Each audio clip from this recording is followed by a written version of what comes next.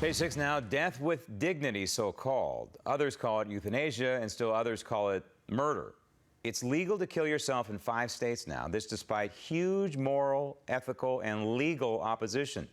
Here are the states where assisted suicide is legal: Oregon, Washington, Montana, Vermont, and New Mexico. Now, since 1997, 750 people have used the law to take their lives, and 29-year-old Brittany Maynard just became one of them. She ended her life on Saturday in Portland, Oregon. Maynard was told by doctors that she had only a couple of months to live after being diagnosed with aggressive brain cancer. Before killing herself, Maynard put her thoughts on video. The thoughts that go through your mind when you find out you have so little time is everything that you need to say to everyone that you love. I plan to be surrounded by my immediate family, which is my husband and my mother and my stepfather and my best friend, who's also a physician, and probably not much more people. And I will die upstairs in my bedroom that I share with my husband, with my mother and my husband by my side, and pass peacefully with some music that I like in the background. The reason to consider life and what's of value is to make sure you're not missing out. Seize the day. What's important to you? What do you care about? What matters? Pursue that. Forget the rest. Now, Maynard moved from California to Oregon so she could legally obtain the aid in dying medication. Of course, her death has reignited the debate over legal suicide, and it has become a political hot potato just hours from a record-breaking election cycle. Joining me now from Washington, D.C., inside the Beltway columnist at the Washington Times, Jennifer Harper. Jennifer, for this election cycle, the midterms of 2014, people apparently have opened up their wallets like never before. Well, we can really call this a platinum-plated election here, Graham, because when all is said and done, and it eventually will be, this is going to be a midterm election that cost $4 billion. That's with the B. This is coming from the Center for Responsive Politics, which went through all of the donation records and what is spent on advertising and so forth and so on. And they say it's actually $3.7 billion. But with runoffs, probably could have runoffs in 1 or 2 states. It could jack it up another $100 million to reach that $4 billion mark.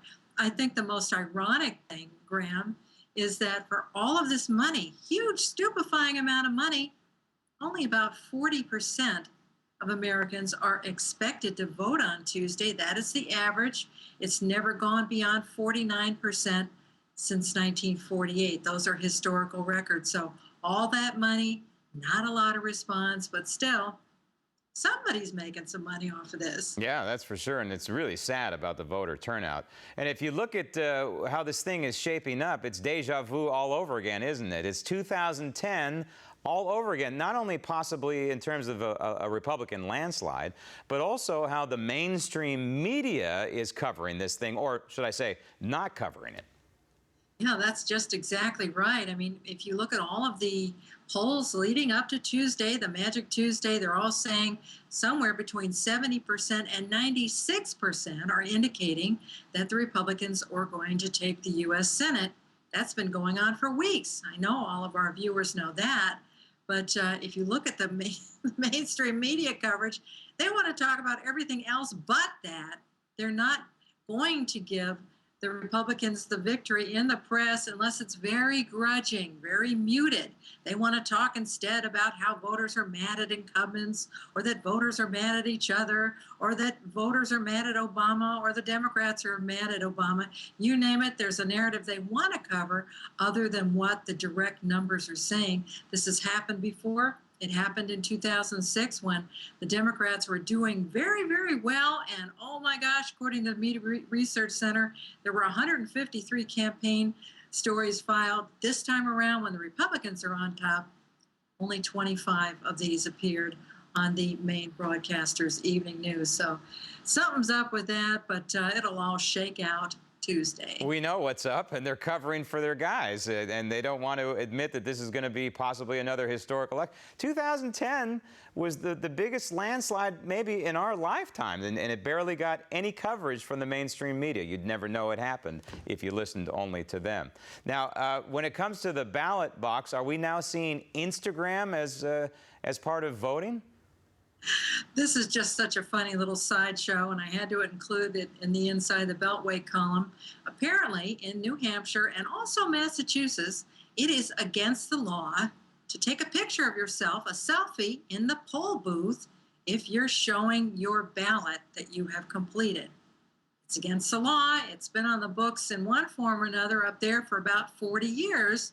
Well, the American Civil Liberties Union got wind of all of this and have filed a First Amendment lawsuit against this law in New Hampshire, prohibiting the selfies in the voting booth. And they're citing the fact that it's a $1,000 fine if you get caught doing that. But also, they're saying, in terms of First Amendments, they're saying that these selfies in the phone booth, in the poll booth, are actually political speech and should be protected. So that's just one of the many sideshows that's out there. You never know what's coming in the midterms, but this was definitely an unexpected little turn. Lawsuit, voter selfies. What are you going to make of it, Graham? What's next? I know what's next. Snow in the middle of fall. We're having record early snowfall, yet the people at the United Nations and in the White House are still talking about global warming. Oh my gosh, yes. And on Sunday, the United Nations issued yet another huge report. This one is 120 pages long that is absolutely verifying that there's climate change, global warming, that the seas are warming, the ice caps are melting, all of the stuff that you and I know that Al Gore loves. And they verified it all over again. And funny enough, almost at the same time that that report was being issued, the founder of the Weather Channel, he's the very, very outspoken John Coleman. He's also a meteorologist and a scientist. He came out and said, no, it's a shame, but science does not come up for a vote. There is no global warming, never has been any global warming, and he called the whole thing baloney. And he also said it was a shame that climate has been politicized in the way it has, but that's coming from a meteorologist who also said, with all of the caterwaul from the politicizing of these events, he said science is still on his side, no global warming. It's called the weather. It changes. Jennifer, thanks. Coming up next, young voices without a vote as the Daily Ledger continues.